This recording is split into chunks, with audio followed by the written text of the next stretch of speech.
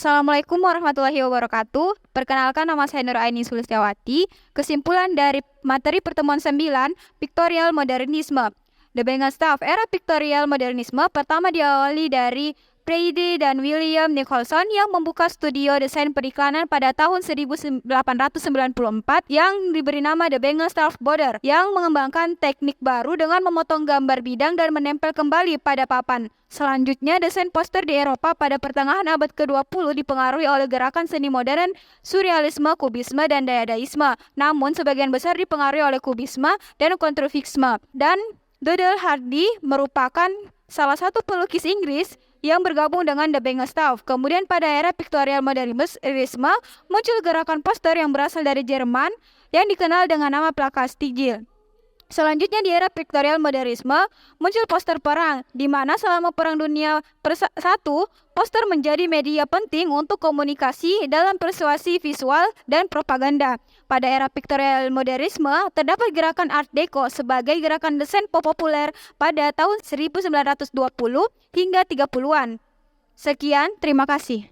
Perkenalkan, nama saya Munawara. Kesimpulan dari materi ke-10 yaitu Graphics New Language of Form. Lahirnya New Language of Form bermula pada gerakan konstruktivisme. Konstruktivisme adalah gerakan seni awal abad ke-20 yang didirikan pada tahun 1915 oleh Vladimir Tatlin dan Alexander Redchenko. Arsitektur dan seni konstruktivisme memiliki pengaruh besar pada gerakan seni modern abad ke-20. Juga berpengaruh besar pada arsitektur patung, desain grafis, desain industri, teater, film, tari, model, dan sampai pada seni musik. Adapun tokoh-tokoh gerakan konstruktivis diantaranya adalah L. Litinski dan Alexander Rodchenko. Prinsip-prinsip dari gaya seni The Stil juga berpengaruh terhadap perkembangan seni Bauhaus di Jerman pada tahun 1920-an. Adapun beberapa tokoh dari aliran The Stil yaitu Piet Mondrian, Theo van Doesburg, Ilya Bolotowski. Sekian.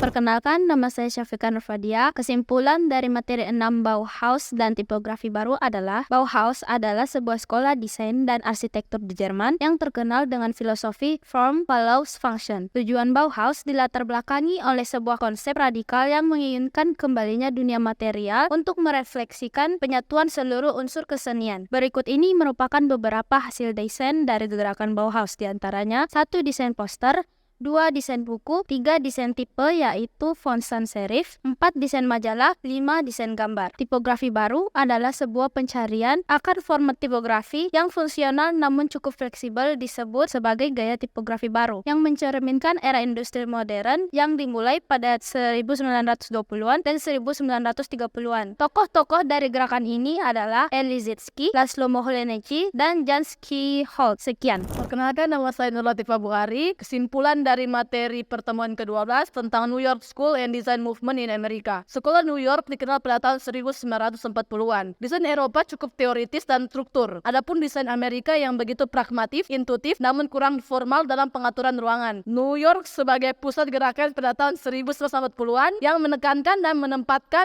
ekspresi ide serta presentasi informasi yang terbuka ataupun langsung. Adapun tokoh-tokoh yang berperan penting dalam gerakan sekolah New York yaitu Paul Rand, Alvin Lustig, Branbury, Slow Bass, Ivan Chermay, Robert Brown Jones, Tom Gismarn, dan lain-lain. Perkenalkan, nama saya Nur Aini Sulistiawati. Kesimpulan dari pertemuan materi 13 yaitu gaya tipografi internasional. Gaya tipografi internasional atau dikenal juga sebagai gaya desain Swiss adalah gaya desain grafis yang muncul di Swiss dan Jerman pada tahun 1950-an. Prinsip desain Swiss yaitu melalui komunikasi kesederhanaan yang objektif. Adapun tujuannya sebagai kejelasan, keteraturan, serta bahasa visual yang dipahami secara universal. Preferensi tipografi dari gaya desain Swiss yaitu menggunakan sans serif rata kiri dengan tepi kanan bergerigi. Memiliki 3 ciri-ciri yaitu 1. Mengatur elemen desain secara asimetris pada kisi yang dibangun secara matematis untuk menciptakan kesatuan visual dalam suatu komposisi. Kedua, yaitu menyajikan informasi visual dan tekstual dengan jelas dan menggunakan fotografi dan ilustrasi. Ketiga, menggunakan tipografi sans serif diatur rata kiri, kanan tidak rata. Ernest Keller, Theo Balmer, dan Max Bill adalah pelopor gaya tipografi internasional. Sebagian besar karyanya menampilkan kombinasi tipografi dan fotografi yang juga digunakan sebagai media komunikasi visual. Sekian, terima kasih. Perkenalkan, nama saya Al-Munawwarah. Kesimpulan dari materi pertemuan 14 yaitu identitas perusahaan dan sistem visual. Sejak tahun 1700-an sudah mulai dikenal simbol dagang dan stempel untuk produk perdagangan. Adapun tanda merek disebut sebagai identitas visual dari suatu barang dagang. Identitas visual mulai marak di tahun 1950-an yang berkembang jauh melebihi gagasan awal yang hanya sebagai penanda merek atau simbol dagang. Rancangan identitas korporat pertama kali dilakukan oleh Society for Chemical Industry in Basel atau SIBA. Subjek utamanya adalah konsistensi dalam visualisasi kemasan,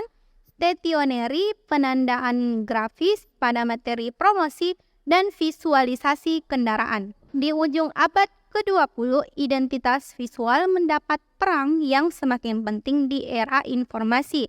Khususnya pada ajang internasional seperti ajang olahraga, identitas negara dan pemerintahan, juga korporat multinasional. Adapun beberapa tokoh dan karya terkait identitas perusahaan dan sistem visual. Yang pertama, Giovanni Pintori, William Golden, George Olden, Lou Dorsman, Herbert Meter, Paul Rand, Saul Bass, Maurel Cooper, Odd Eicher, Massimo Vignal. Sekian dari saya. Assalamualaikum warahmatullahi wabarakatuh. Perkenalkan, nama saya Nadia Ramadhani. Berikut ini saya akan simpulkan materi pada pertemuan ke-15. Berikut ini akan saya simpulkan materi pertemuan ke-15 dengan judul Digital Revolution and Beyond. Revolusi digital ini menurut Philip B. Marks dimulai pada akhir tahun 80 atau awal 90-an. Menurut Marks, yang memelopori software komputer adalah programmer Bill Atkinson dan desainer bernama Susan Kare tahun 1984 melalui perusahaan Apple dan Macintosh. Di pertengahan tahun 1990-an, semua kegiatan desain grafis konvensional telah bergeser kepada kegiatan teknologi digital yang membawa perubahan baru pada era itu. Beberapa tokoh yang berkaitan dengan revolusi digital ialah April Grayman, Rudy van der Lans, Gite Kat, Luba Lukova, Makoto Saito, dan Rudy Meyer. Sekian dari materi saya. Wassalamualaikum warahmatullahi wabarakatuh.